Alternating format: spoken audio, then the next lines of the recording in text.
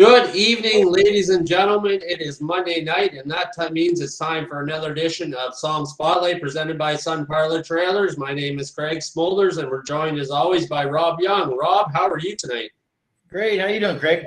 I'm awesome. Did you have a good weekend? Had a great weekend. Yep. Yeah. Get up to anything exciting? Just watched a little bit of the NASCAR race there. Pretty good finish, I'll tell you. I wasn't expecting to have that series with all of the changes they made put on that good of a show, but I was pretty impressed. So, yep. Awesome. Hey, now, Rob, before we get to join our guest here, just a quick question for you, because I know you've been a driver, now you're kind of coming into the competition director role. What's that? How's that a little bit different for you this year as you'd be ready in a race car, but now you're getting ready a track ready. Talk about that just a little bit real quickly before we get into our interview here. Well, usually at this time of the year, we have 7.5 or so weeks till the season begins. You kind of rush a little bit to get everything done. That's what I'm used to doing. But now I spend almost every day going over a lot of the administrative things for the track, trying to achieve some of the goals we need to finish up before the season starts. So yeah, it's a lot more work than the race car end of things, but a lot less expensive, I guess. So I get not to bore you with all the details. Yeah, it's a challenge. There's a lot more to it than I really thought. So yeah, but I'm enjoying it. Excellent. Well, that's good to hear. So yeah, like you said, I can't remember 55 or 54 days until we're getting ready to go green here. So it's going to be a good season. We're getting ready to go. So let's get our interview in here. We're talking tonight to the driver of the number 28K modified from the 2021 season, Tate O'Leary. So let's get Tate in here and have a little chat with him. Tate, how's it going tonight, buddy? Good. How are you? Awesome. What's going on? How's everything? How's everybody treating you? What's life like in the O'Leary house? Oh, it's pretty hectic around here trying to get all race cars done. We're putting a new sleeper box on the hauler truck this year, and just working. Awesome. Well, that all sounds pretty good. So we're going to go right into this interview here right away. Are you ready to go? I think so. Awesome. Well, let's get her started. First thing I'd like to know is, how did you actually get interested in racing?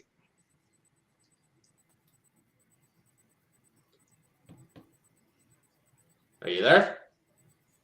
Sorry, you cut out there, Craig. Oh, sorry. How did you get involved in racing? How did you get interested in racing? What was it like growing up as a young child for you? Did you play stick and ball sports or anything like that? Talk about that a little bit.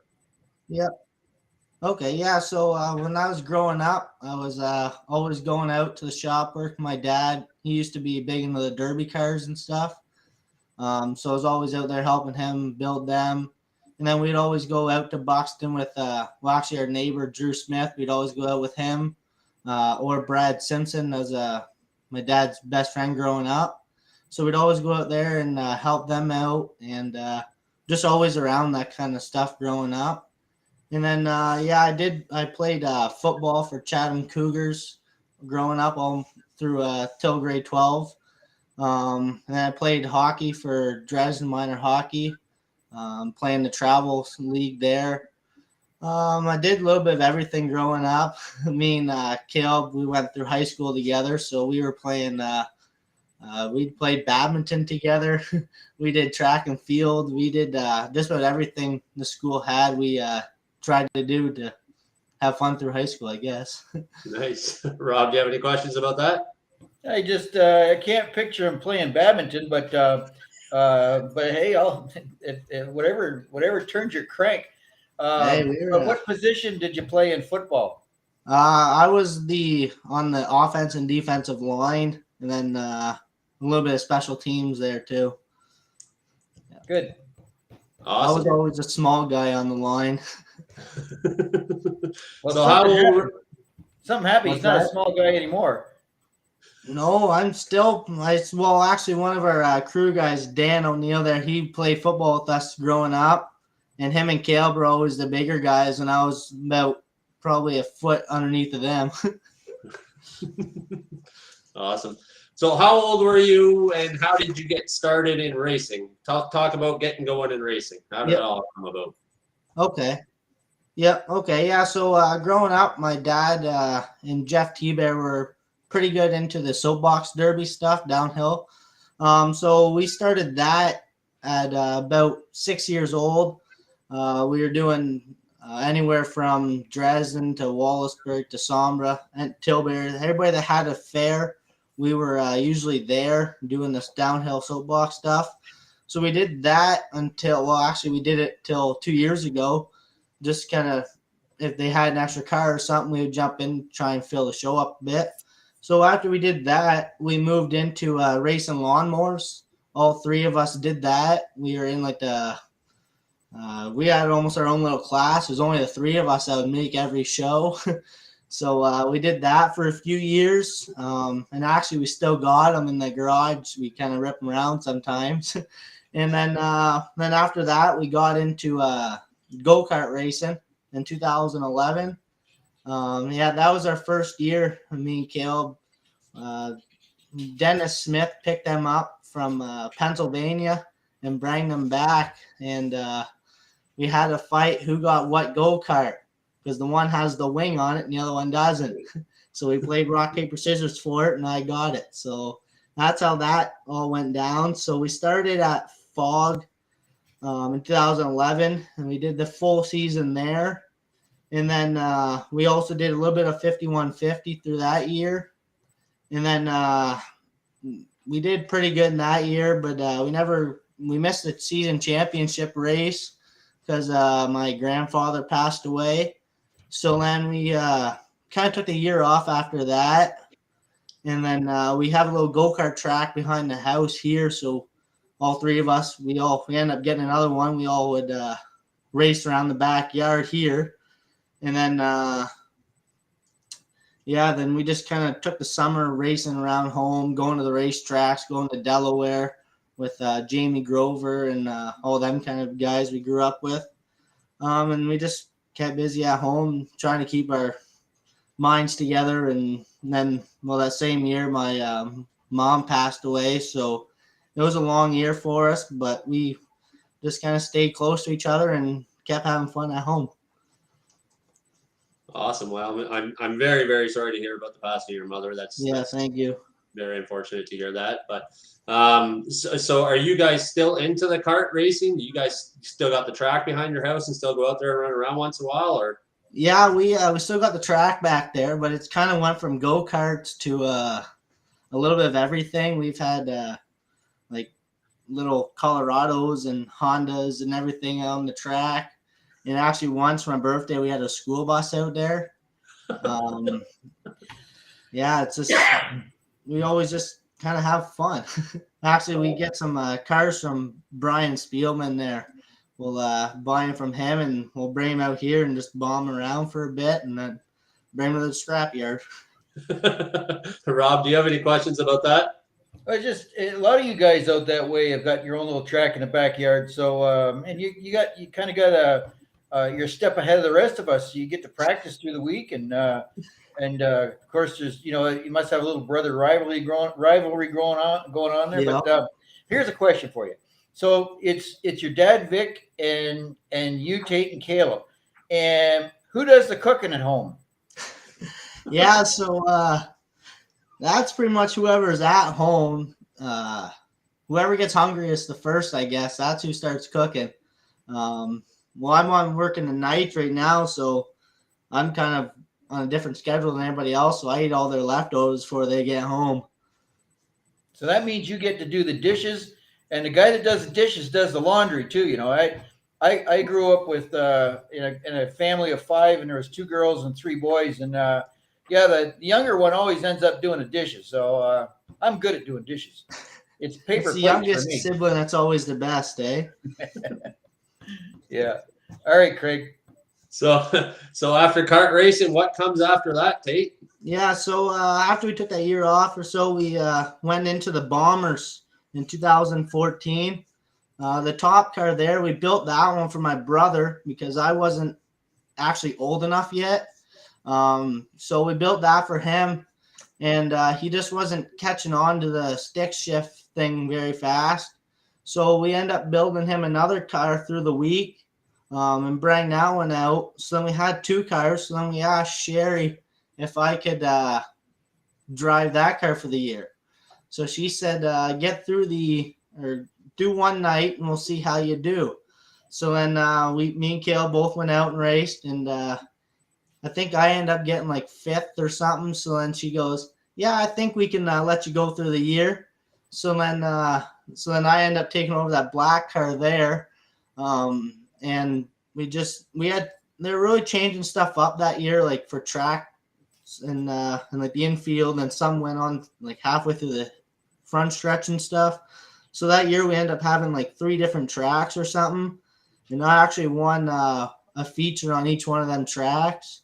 The bottom picture right there is my first one. I didn't think my old man could run that fast.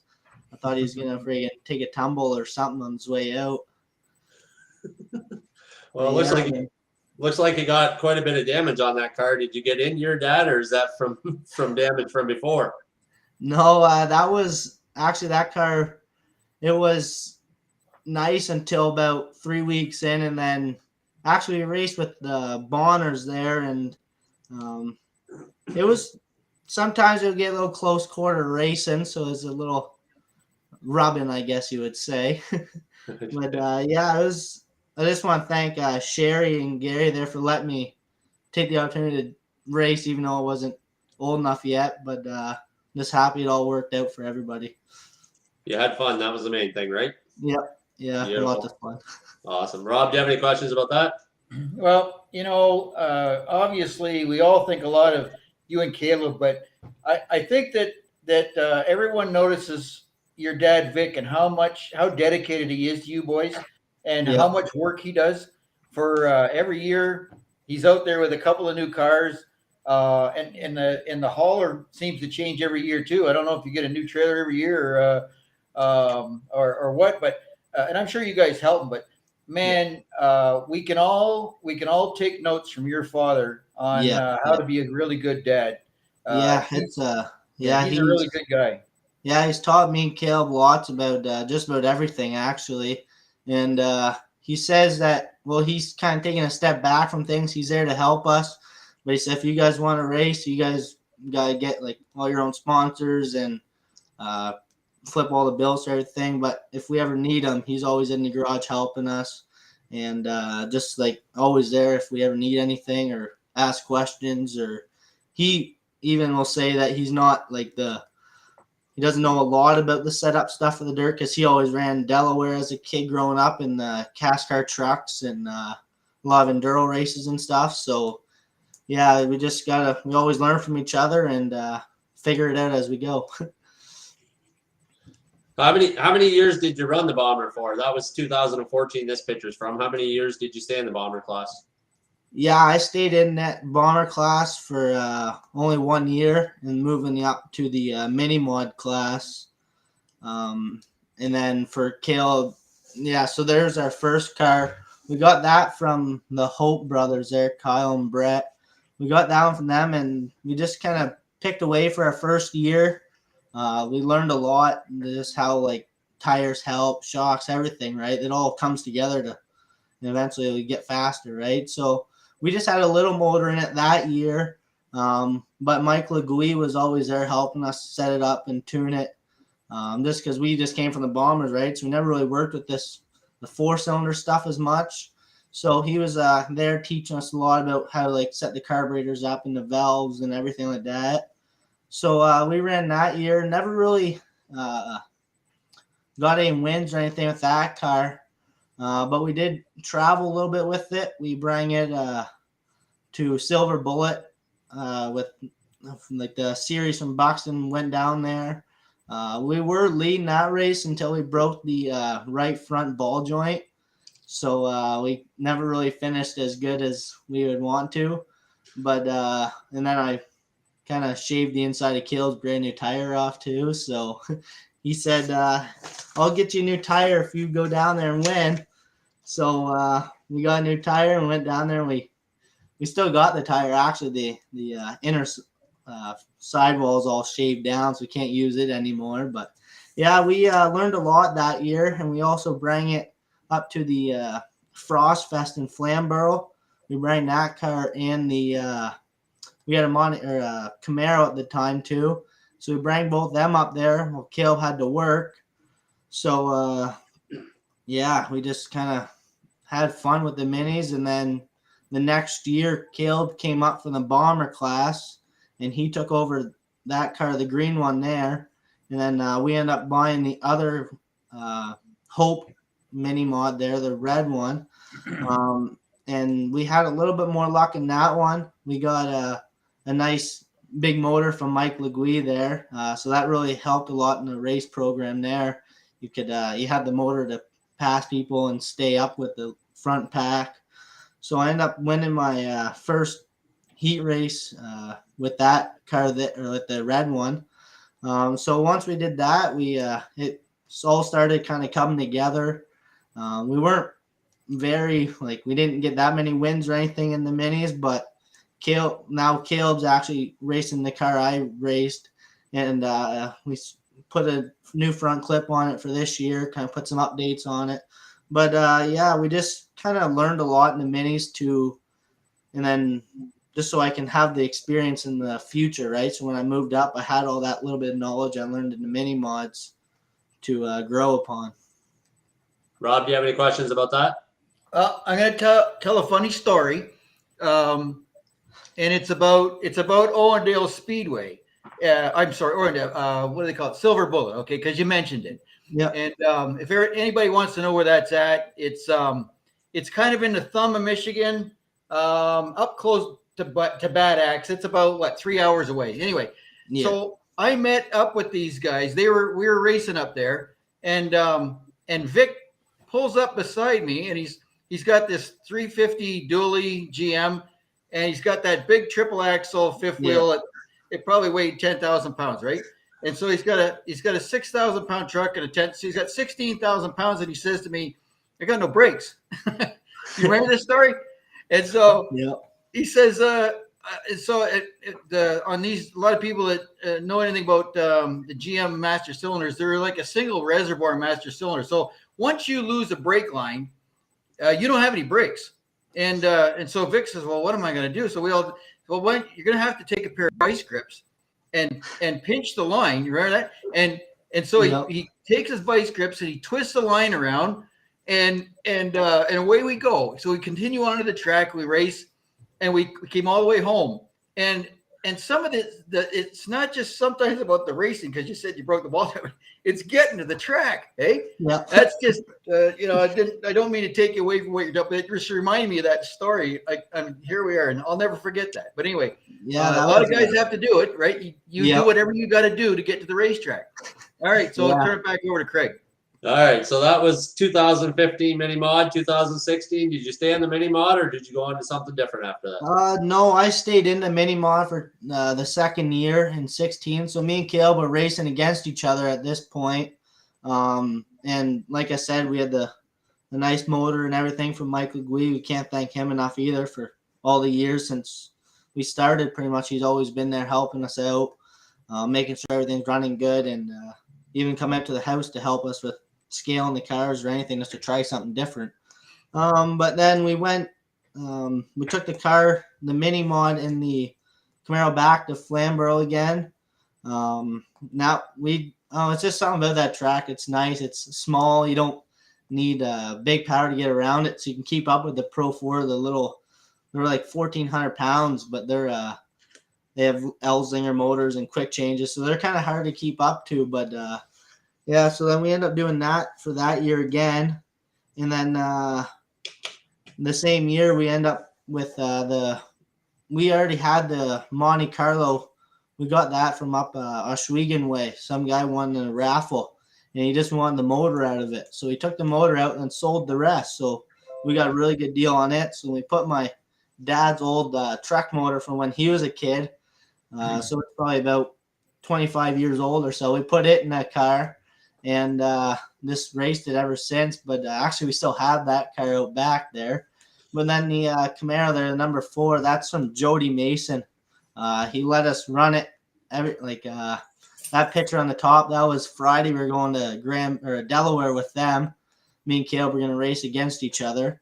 And then the next day we went up to Oswego and raced them again. And it's just fun to do that kind of stuff. We just can't thank them kind of guys enough. Like Jody's always helping us out if we ever needed a motor or anything, because we blew up one of the motors in the late model, and he said, yeah, sure, come out and get another one because it's for the shootout night.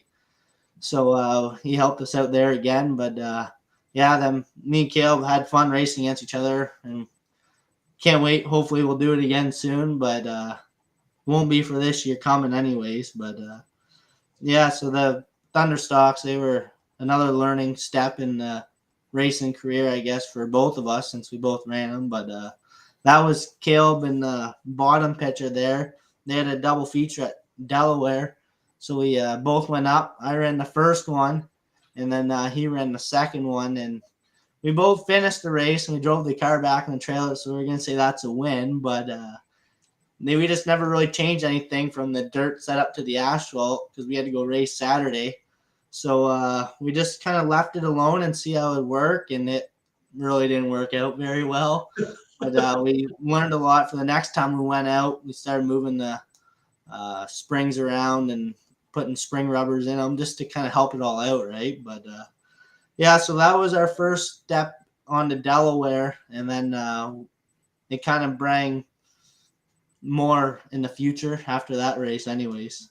Yeah, for sure. So you started out on the dirt and then you went to asphalt to try that out a little bit. Did you notice a huge difference? Was there any similarities getting used to the asphalt, or how did that work out for you? There's the dirt. It's just like, yeah, you can more kind of judge your setup, and if you're off a little bit, you can kind of make it up a little bit, right? But if you miss it on the asphalt, you're nothing out there that night. But yeah, like there's a little bit of similarities, but they're a lot different. It's just all on who hit the setup that night, who has the newest tires, all that just adds up, right? Yeah, for sure. Rob, do you have any questions about that?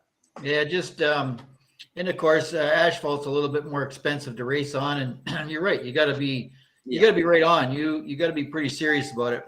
That's kind of one thing I liked about the dirt was that I've said this often. You can mess up, and in the next lap you can be right back in it. But I know that the Tate has raced about every kind of a race car you can imagine, and he's going to get to that. But first, before we get there, in case I don't have a chance, why don't you tell us what do you do for a living through the week? Yep. Yeah. So I used to work at ER Shepins. It's a millwright electrical fabrication shop in Wallaceburg. I was there for about 2.5 years or so. I did my grade 12 co-op there, and then I went right into a job for a few years. And then I was doing my AZ driving school while I was 18 to try and get it as fast as I could. So I was doing all the school and driving at 18. And as soon as I got 19, I went to go do my road test. And then I passed my road test, so I got my AZ license.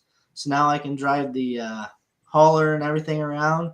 But and then I kind of was checking stuff off to try and get into the township side of the work. So now I just got 3 or 4 weeks now I've been at St. Clair Township in Wilkesport. They're doing the night shift, kind of doing maintenance on the equipment, getting it ready, fixing stuff, like just kind of a stepping stone to try and get into that kind of work, right? That's good. That's right up your alley. Your dad. You said your dad works for St. Clair during the day, and you're working the night shift. Yeah. So he's there, and then during the day. So then I see him in the morning. I say hi to him when I come home to bed, and then it's the only time I really see him or Caleb. It's in the morning when he's going to work, or I see Dad at work, and then it's on my own, I guess. Good thing you're going racing. You can get together on the weekends. Yeah, there we go. I'll turn it back over to Craig. So just a quick question about the asphalt again. Do you have any tips for anybody that might be racing on dirt and wants to try and do some asphalt stuff? Do you have any tips for them, or getting ready? I really encourage just to try it once. Like it's that's what I kind of thought. I was like, oh, I don't want to go the asphalt. I want to stick on the dirt. But as soon as I got the opportunity to do it once, it was like, this is fun. Like, it's so much, like, it's faster. You're not spinning. You're just, it's all grip and go, right? Like, and then you got to be, it's more like, you got to be more patient. You can't just give her in there and hope she sticks kind of thing. You got to kind of be more patient, and setup and maintenance is a lot in them kind of cars. Awesome. So after the mini mod and the Thunderstock and everything, what comes after that, buddy? I guess we're getting into 2017 here. What comes in 2017? Yep. Yeah. So that year, we were kind of in with Brad Simpson there. So he let me gave me the opportunity to drive his late model for the year. So we got, the only thing I needed was a motor. So we got the car from Brad for the year. Then Eugene Hoekstra hooked us up with a nice 14 Hovis motor. So there's some pictures there of the car, and we did some different races with it. We went to Attica on my birthday, actually. So we loaded it up. They said, you know how to drive this thing? And I was like, not really. So they went down the laneway, showing me how to shift the Burt tranny, right? So they, okay, you did it once or twice, you're good. So they loaded it up, and on the way, we know we had to go to the States for racing. So on the way there, we're looking through the schedule, see who's racing. So as soon as we seen Attica was racing, we went over there, and we pulled in there, and there's some of the big names there, like Spangler and Ruhlman and all them, because they were protesting the door plate rule at that point at Eldora. So there's like 6 cars at Eldora, and now there's like, we had to race our way into the feature at Attica, which they always say is the other way around, right? So we were kind of surprised when we pulled in there, but we ended up doing all right. We missed the show by 1 spot, which is I didn't think it was too bad for our first time on a track in a late model. So we missed the spot by 1, but then the first lap in the feature, half the field got wiped out. So it's kind of like, well, at least it kind of saved us from that. But then actually we went back a few weeks later, I believe, and actually the hookers came with us, and we got all the way down there, and then it rained out. So then we had to come home. But then that's when Buxton started, and we had a good year at Buxton. Never really broke anything. Actually, I got Rookie of the Year that year. So it was, at that point, I thought, oh, late models is where I want to be. Like, this is fun. Like, there's big power, lots of grip kind of thing, right? But now to come find out that the modifieds are just that much funner, I guess. Yeah, but the late model is there's a big learning experience, and we just want to thank Brad Simpson there for giving us all like the tips and stuff that he's learned through the years. We went to Ed Carley's shop a few times and talked to him. There's just a lot about learning, right? Because we were being young into it, right? Like, we didn't have generations into it. So we were learning, and we had to do it pretty quick to keep up to everybody. But yeah, we had lots of fun in that class, and went to Oswego with it once, and the motor really didn't like that trip, I guess. But yeah, so that was that year. And then we had a little bit of what do I call it, bad luck in the mid-season championship, where it was real dusty that night, and the leader and the lap car kind of got together and spun him out. And me and Jimmy Jones, I think it was, were coming down the back stretch, and he missed him and I got him. So it was a pretty hard crash. I put the carburetor through the guy's fuel cell. So we had to rebuild that car for the next week. Actually, brought it to Andrew Riome's shop, and he fixed the front clip on it. So we got it back out for the next week. And yeah, it was just a big learning curve about safety, right? Like, all the containment seats, the Hans devices, everything, it all adds up for safety, right? Yep. Yeah.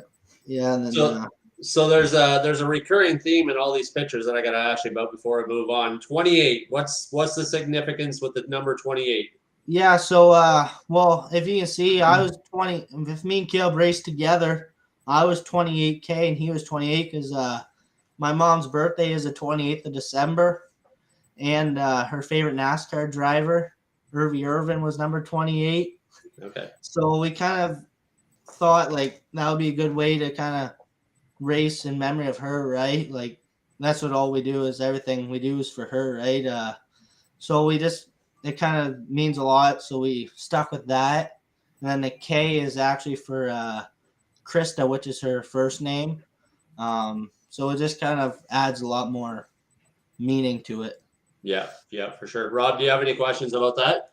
Yeah, I just want to back up a little bit. I remember how frightened we were on that wreck you had on the back straightaway, and that particular night, I think didn't Bob Visenek passed Rick Cedar, and Rick was stopped in the back straightaway, and you're coming along behind Jimmy Jones. I think I'm not sure, but Jimmy moved. He got out of the way, and there you were. The car was right there. You're going full bore. But just so the fans understand this, you can't see through that car in front of you. That spoiler is about 50 inches high. So if you can picture a 4x8 sheet of plywood, that's what you're following at full speed. And when that car got out of the way, you ran right into Rick full bore. Yeah. And like I said, we were all frightened because that was a pretty big serious hit. But luckily, you're a young guy. You played some football. Yep. I hope that you talked about your safety equipment. Yeah. I hope you had Han's device on. Yeah. And you talked about all the full containment seat and all that stuff. That's a goal for us at Southern Ontario Motor Speedway this year and as we go on is safety. So just a hit like that, you can appreciate all that safety equipment. But I won't take any more of that time because I know you got a whole whale of cars to get through here. So I'm going to turn it back over to Craig. All right, so that was 2018. You were the rookie of the year for 2018 for the late model class. Yeah. 2019, what do you get up to in 2019? We ran the other late model, the same one actually, but it ended up getting a little bit wrecked. It has a pile up coming to the green. Everybody kind of checked up, and I know there's a lot of cars that got tore up that night, but so it got bent right in the middle of the car. It kind of bowed in the middle. So we ended up getting this car here from Brett Riom. He bought it in the States or something, brought it back. But so I ended up picking that one up from him on like a Monday or something. Dad actually left for, I think he went to Key West that week. So he was leaving Sunday. And he already had the flights booked and everything. And then Caleb was up at doing his Tim Hortons camp, working there. So it was just me at home for the week. And then he goes, well, I kind of already booked this trip. What are you going to do? I was like, oh, I unload it and see how bad it is, I guess. So he got down there. I gave him a call. I was like, well, Riom just called and said he had a car there. So he goes, well, you have no way to get there because you only have your G1 at this point. I was like, I'll just call Grandma and they'll come with me. And then he goes, well, you can't pull a trailer. I was like, well, we'll figure that out when the time comes, I guess. So we went there, looked at the car, and ended up bringing it home. So we end up switching. Everything had to be switched over. Our shocks, the seat, motor, tranny, everything had to be switched over. So we ended up getting that done in the week that he was gone. And went up to Oswego the Friday that he got home, and it was really nice because we went from the black front to the blue gray, and just handled so much nicer. And we went up to Oswego and we qualified pretty good, but then the heat race, it kind of made a lot of smoke and then stopped. But so that ended our night there. But then we end up. And at the same point, we were running for this year. We were running a pro late model at Delaware in the same year. So we were running a 602 crate motor. So we would run Fridays nights in Delaware, come home, pull the motor out of the car, and put it in the late model to finish the year for like 5 nights. We were doing that, switching it back and forth. And it was because everything had to come off. There were different clutches, different trannies, different front accessories, different car rear, everything. So by the end, it was getting quite like you're coming home, not getting home till 1, 2 in the morning. Then you're in the shop till daylight, trying to take the motor out and put it in and get it running. And then we would sleep for a few hours and have to go to Buxton. But so we did that for 5 weeks. But then we end up finishing top 5 in points in Delaware and Buxton. So it was a nice little like treat, saying like we worked hard, so like we could just gave up and just race the one car, but we kind of wanted to finish the year out in both, so we buckled down and got it done. Awesome. Rob, do you have any questions about that? Well, I'm not gonna. He's doing a great job, and it's very interesting. So I'm gonna let him keep going. He still hasn't talked about his sprint car and all that other stuff. He's still got another hour here. So carry on, keep going. You're doing a great job, Tate. Yeah. Okay. Just real quickly though, I just want to ask you: 2020, 2021 rolls around, and COVID and all that other stupid stuff, and clearly you're a racer's racer. You want to race everything everywhere.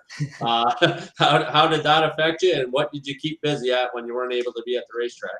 Yeah, so that year we how'd that go? So we sold the Delaware late model. We sold that to Denver Orem, and we ended up actually trading him for a Monte Carlo Thunderstock, the red one there.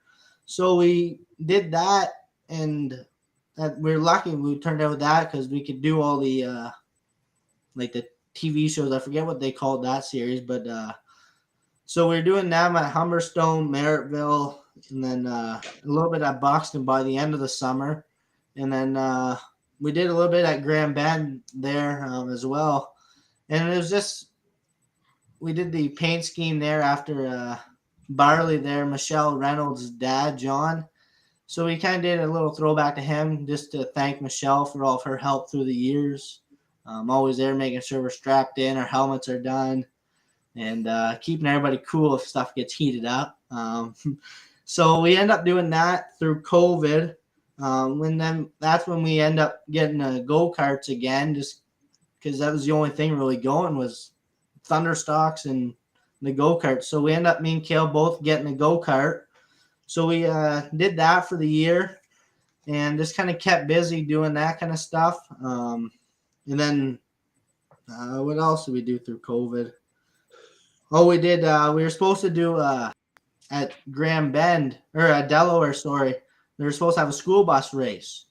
So we ended up getting a school bus from Tilbury, and we stripped it all out thinking that they're going to have this race, and then actually COVID canceled it. So then now we're stuck with the school bus. So every once in a while we go out for little drives around the racetrack with the school bus. But we never really made out very well in the Thunderstock at them other tracks. At Humberstone, we first lap, 90% of the field got taken out right off the end of the track because there's no wall there, right? So then that ended that. We end up breaking an axle in the B main running in the transfer spot. So we broke that. So then we loaded up, went home, and then the next week or week after, they had one at Merrittville. And we were doing all right. We were kind of not set up right, kind of underpowered with an old motor. But we ended up breaking another axle that night because there was a rough track there, and we got a little contact in the left rear, so it broke that axle. So we really didn't get much racing done in the Monte, except for when we went to Grand Bend. We did pretty good there. It was a really small track. It's a little go-kart track. So when you start putting 3 or 4 full-size cars out there, it gets pretty tricky sometimes, but we had fun in it anyways. And that day, me and Kale were both out there racing. He had the Sunfire that we had at Southern Ontario too. We just had fun that year. Really, I think we only practiced once or twice at Buxton or Southern Ontario, sorry. And that was pretty much that year, except for the go-kart racing. And that was just pretty much for fun. We ran the senior stock or senior class, or whatever they call it out there.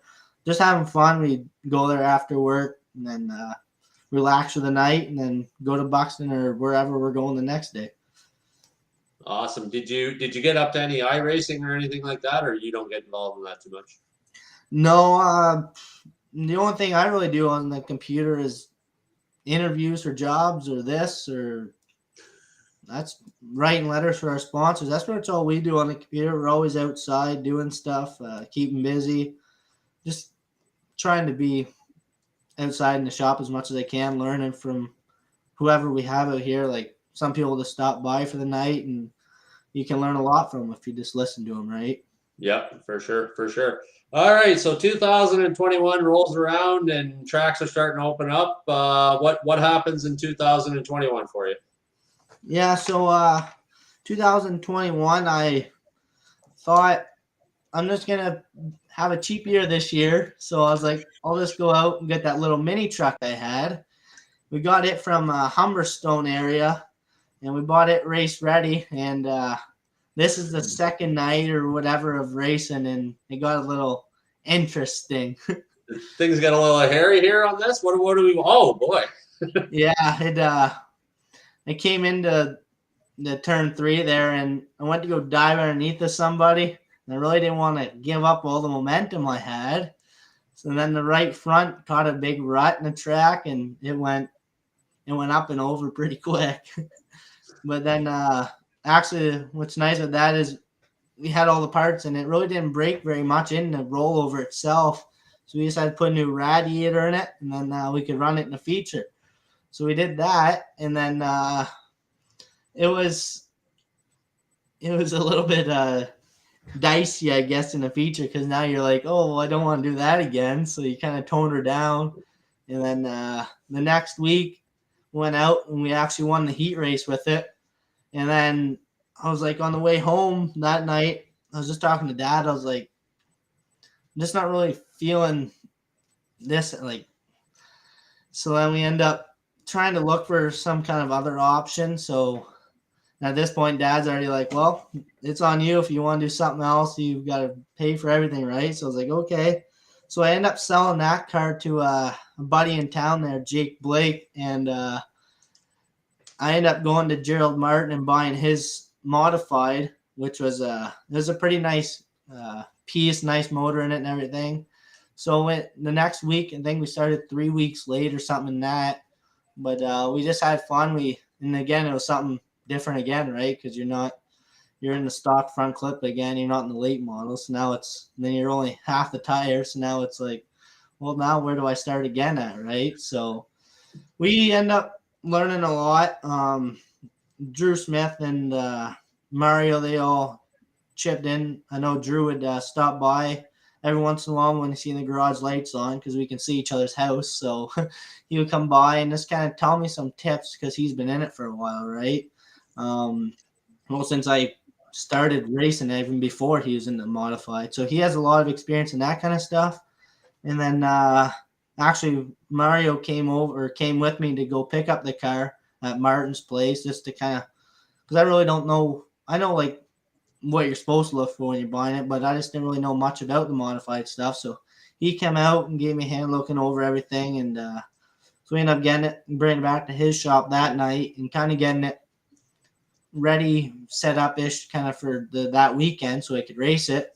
We found a little bit of stuff here and there that he would try and move. So we moved that, and it made the car like drivable. And then we just kind of kept picking off. And then after the races, we were just talking to people, right? Like Joel Dick and all them kind of guys. And they all had something different, like to try, or like different lines to try or anything, right? And if you got to listen to them, because they've been around it, champions and everything else, right? So yeah, we did that, and we just had a fun year, I guess, and racing against all the guys. And The guy there in the bottom picture, if you can see it, that's Jackson. We met him in Delaware. It'll be that summer actually at the Pinty's race. We met him there, and he's just all about racing. So we're like, why don't you come out to Southern Ontario and spend a day or whatever with us? So that was a shootout night. He was there. He was there the Friday and the Saturday actually, and it was nice that a lot of the racers pitched in. We kind of gave everybody heads up, like, hey, we got this guy coming to the races. He loves it, right? So I know like Hennessy and all that gave him T-shirts, and Brady and all them gave him so it kind of he had a fun time and enjoyed it, and I guess he's already talking like he wants us to come back, and yeah, so it's really nice to kind of get out in the community like that kind of stuff, right? Like, Yeah, it's definitely not all about just about the racing. Sometimes it's about the fans. Sometimes it's about the different people that you can make happy just with a picture or an autograph or something like that too. That's also the more important thing, right? It's not just about the racing, even though we like to think it is sometimes. There's other people involved with it, right? So that's a great job you guys did. That's really amazing to see, and I know everybody would appreciate that for sure. Rob, do you have any questions? Other than you know, Tate, you've gained a tremendous amount of experience with all the cars you've run. And for a fellow of your age, man, you'll find that from here on in, you're going to put all that experience to work for you. So I can't wait to keep watching you. You are really good with the fans, and a lot of the fans like you. And Caleb, both you guys are a great asset to Southern Ontario Motor Speedway, and we're glad to have you out there. So carry on. I know you've got some more stuff you want to talk about. Yep. Yeah. So, well, actually, through the years, we've done a few different fundraisers and that kind of stuff. Like, we did one back 2014 or 15. We donated, or actually, it'd be the first year of the late model. So it's 17. We did a fundraiser to donate our hair for cancer, and so we all cut our hair off, and we were getting pretty long. I think Dad's was about 12 inches, Mom was 14, and Kale's was 10 or something. And we just thought, well, we might as well make it into something, right? So we did a little fundraiser at the track and everything, and we ended up making just under $2,000 for the Cancer Society. So we did that one at the track as well, and then we did another one for Lily there. She has Turner syndrome, so we did like a pass a helmet, and like if you donate, you get to sign the quarter panel of the late model. We did that night, and it's just nice that everybody at the track was really open to help donate to the cause, right? And then we end up giving her the quarter panel of the race car after that. So it was nice. We gained another tight friendship there again. We just like using the racing and stuff to kind of, it's not even just like to help people that can't do it for themselves, if you know what I mean. Like, if nobody would do it, they wouldn't really make a big deal out of making like a pass a helmet or something, right? Like, we just like to help people with what we do, and just always being there. If kids wants to talk about anything, we sit there and talk to them for as long as they want till they get bored and run away. So what's 2022 looking for you? You going back modified racing? You gonna try something different again? What's going on ahead coming up? Yeah, so for this year coming, we're sticking with the modified again. We're just getting a refreshing in the motor for it. Just doing some little things to it. Got to redo the transmission and that kind of stuff. And then actually this year, Jody Mason has helped me out with a super stock for this year coming. So I'm going to drive that car for this year at Grand Bend there, or Delaware, sorry. And then I guess you guys are having a sportsman race there at Southern Ontario twice. So we're going to bring the super stock out there and have fun with it, and on the dirt too. So it's going to be a busy year again, but we just got to have fun with it, I guess. And that's what we do for fun here, is work in the shop. We really don't get out too much. We just stick to ourselves and come home from work and work in the garage. So Awesome. that's what my plan is for this year coming. I'm just gonna have some fun, anyways. Okay. And what about sprint racing? You have done some sprint racing, haven't you? Yep. Yeah. So actually, I got that car. It's from DJ Christie's there. I don't know really what I was thinking at that point, but we found a complete race ready car for pretty cheap up again Humberstone way. Had a motor in it, everything I needed, but it was an older chassis itself. And then so I had all the parts. I just needed a newer chassis, like just because the safety stuff kind of updated, like the halo bars and all the safety components. So then Christie's, they updated their cars. So we end up picking this 2017 Mach 1 car up. And it was just a learning thing, right? Like since a kid, I've always wanted to drive one. So I thought I would do it. So the first few weeks, it was just kind of trying to get all the fuel injection stuff set right, like the pill sizes. And then we finally got that set right with the help of John Watson there, the non-wing guy that comes to Buxton. He kind of pointed us in the right direction. We were a few sizes too big on the pill. So as soon as we did that, it just came to life, and it was really fun to drive. And then I think it was the next week or the week after, that's when the Knights of Thunder came to Southern Ontario. So we brought it in for that, and we unloaded it, went to go do the heat and the motors, and it just wasn't, it was popping and banging. And so we bring it back to the pits, and a spark plug wire was broke internally or something, so it just wasn't sparking. So we fixed that, went out for the heat race, and it did it again. So then we end up finding it was like the wiring to the what do you call that? The coil pack, because it's a magneto. So that was a little bit crossed or something. So we fixed that, went out for the feature event, and I did a few laps, and it started acting up again. But we probably could just part it, but we wanted to be like, there's not just all these travel guys. We wanted to kind of make like there's a few local, Scott Burke and I out there as local guys, right? But so we ended up doing a few laps. I just didn't want to hurt nothing. So I parked on the infield, and we bring it back the next week for the practice. And that's when the motor let go and parts started going everywhere. So that I still have that car, and maybe one day I'll get a motor for it and try it again maybe. Awesome. Well, we got a couple of different opportunities for you for this season, because we got the Ontario traditional sprints, the roofless sprints, or the wingless sprints, I should say, and we also got the SOS. So yeah, you might be able to get out there a few times this year anyway, right? Yeah. And then last year I also got the opportunity to drive one of them little mod light cars. We showed up, and these guys all pulled in, and so we went over and talked to them, and I was like, so what's the chances of me get to drive one of these things? And he goes, go get your stuff, we'll bring you out there.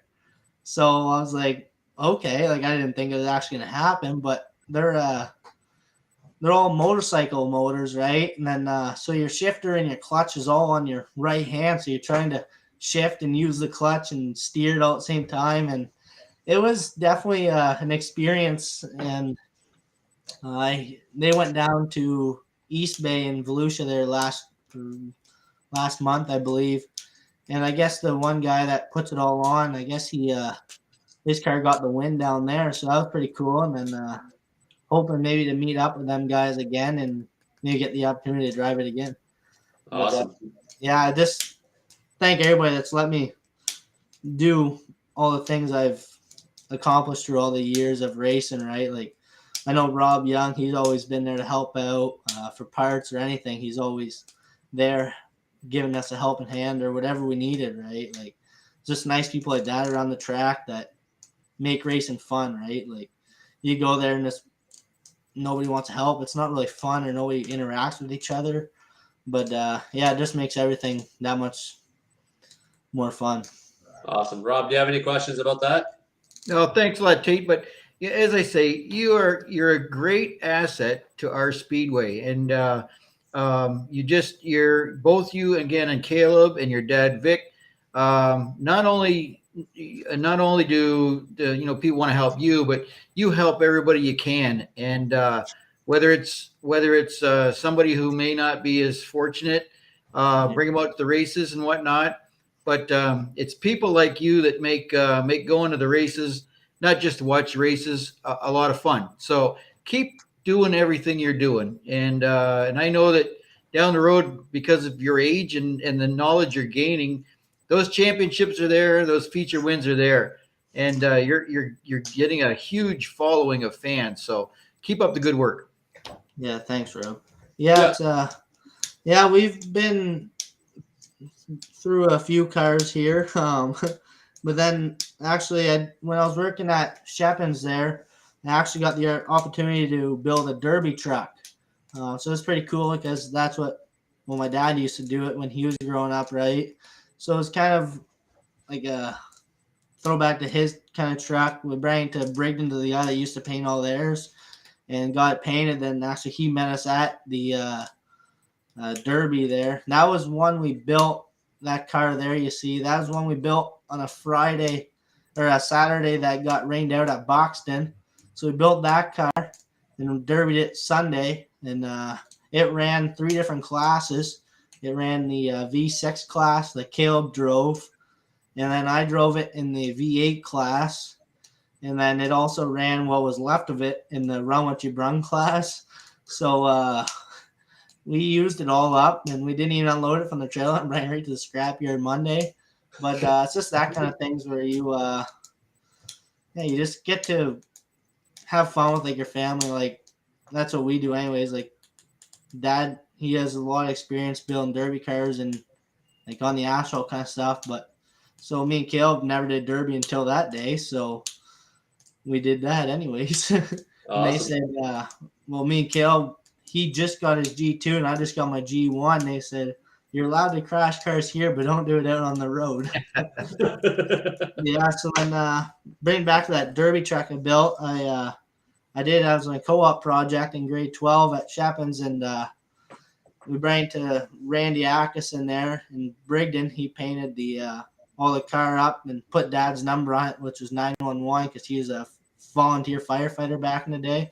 So we kind of try to surprise him, kind of like a thank you kind of thing, right? So when he showed up at the track, we all got pictures with it and everything, and it really didn't last nights for very long, but we ended up getting second with it in the stock truck class. So it was nice, and then he took off. He had to go to his buddy's wedding, so me and Caleb had to hurry up and get to the hockey game right after that I had in Dresden. So I didn't have much time in between, but it was fun anyways. We still have that truck here still. And actually, what's funny about that is the boss that I'm at now at St. Clair Township, that was his old truck from when he was a teenager or something, that sat back in our bush. And we called him, we're like, are you using this thing? He goes, nope. So we sent a picture to it, all stripped and painted. And he goes, oh, well, I guess I can't use it now. But yeah, it was just that kind of stuff. All we get to do stuff as a family, right? And yeah, we have fun out in the shop. And then we have a farm. Actually, we farm just a little 100 acres here, so we keep busy anyways for sure. But yeah, we have fun.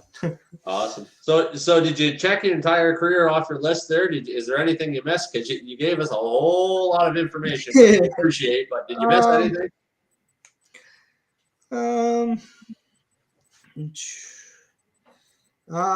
No, I think that's just want to thank all the sponsors and everybody that's helped us throughout the years there.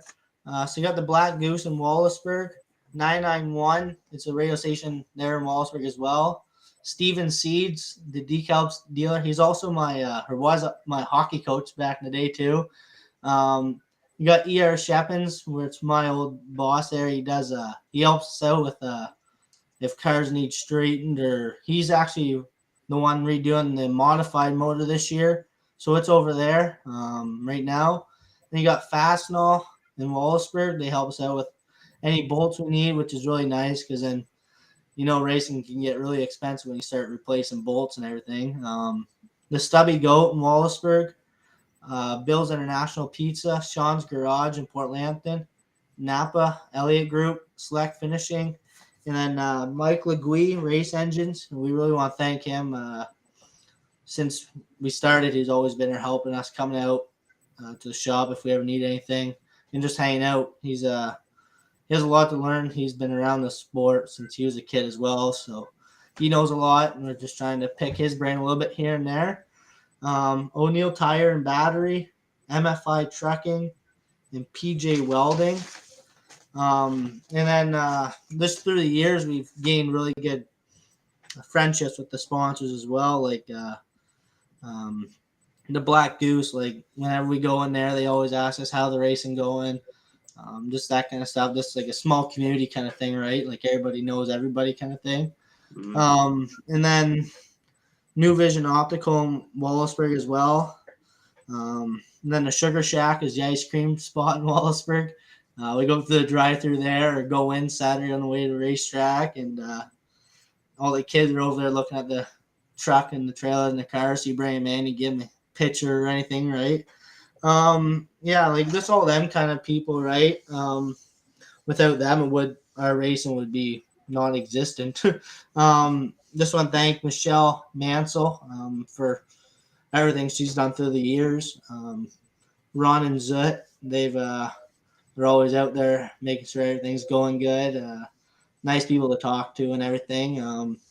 But yeah, that's pretty much everything I got for you guys today. But I'm sure there'll be more down the line. Well, we're not done with you yet, so don't think you're going to hardtail it out of here yet. We've got a couple more things we're going to ask you about. What about your social media? If fans want to support you, where are they going to look you up on social media? Yeah, we got the Facebook page, Gerald Larry Brothers Racing. We're not really don't know how to do the whole YouTube thing or anything, but if I kind of want to get better with the computer thing so I can start posting videos and everything. But yeah, there we post up all of our like weekly reports, videos that we have, updates, or where we're racing schedules, and yeah, anything that we have will usually be there or on our personal Tate or Caleb's Facebook as well. Okay, Rob, do you have any more questions for Tate? No, I mentioned Ron and Zut, Garrett, and Zut told me about doing some sewing for you and mending your pants and stuff. So that's pretty cool. See that? Everybody's looking out for you. Yeah. Once I got out of my car a little too fast and ripped my fire suit on the door. So she goes, well, I can fix that for you. So I gave it to her, and she came back next Saturday with it all washed up and sewed up. And then she goes, just try not to do it again. And then a few weeks later, somewhere else rips. It's like, well, this has to make it till next year. Me and Caleb got new suits and everything coming. Everything's taking a little while with this whole COVID thing going on. So just waiting for them to come in. Yep, for sure. And what would you say is your favorite racing memory to date? I think probably my favorite is when me and Caleb were racing against each other. It's just something like when you come up beside him or something, it's like, I don't know, it's just something about it, racing against your brother, because you're always rivals growing up, right? You got that competitive edge on them. But yeah, it's just, I think that would probably be my favorite in the minis. Just racing against them, or last year, I guess, they had some of them little grudge races out at South Ontario during the practices. So we were kind of racing against each other, and it's just really fun to race against somebody that you've grown up with and you're so tight with, right? Like me and my brother, we do pretty much everything together. Yeah, for sure. So, yeah, what would you say is your greatest achievement to date? I would probably think the late model, probably rookie of the year, probably be my biggest, just because it's you just look at the class and it's like, well, how can like a young guy keep up? Or not really wasn't, I'm not saying I was winning or anything, but we were consistent, right? Like top 10s, top 5s, that kind of thing. And it's just when you're running up there with them, and then you watch the video next week, it's like, that's pretty cool. So just doing that week in and out, it's you just get a different feeling. It's like I was going how fast that night or whatever, right? It's like, and then just talking to people and they go, yeah, you're doing really good. It's like, well, it's just doing something that I always loved, right? Yep, for sure. Rob, do you have any more questions for Tate? Nope, he's probably getting pretty tired by now, but man, you crammed a lot in there, and it's really nice talking with you. I remember a road trip that we what was it, Flamborough or something like that. We went to Jacassa, I think, together. Oh yeah, that's the place. For the Pinty. Anyway, you guys are a lot of fun to travel with. So I hope that we do a lot of that in the future, and I can't wait for the 2022 season. And all the best of luck to you and your family. Yeah, thank you, Rob. Definitely the best of luck to you, Tate, and your family, and we hope to see you guys out at Southern Ontario Motor Speedway for the 2022 season. Yeah, you will for sure.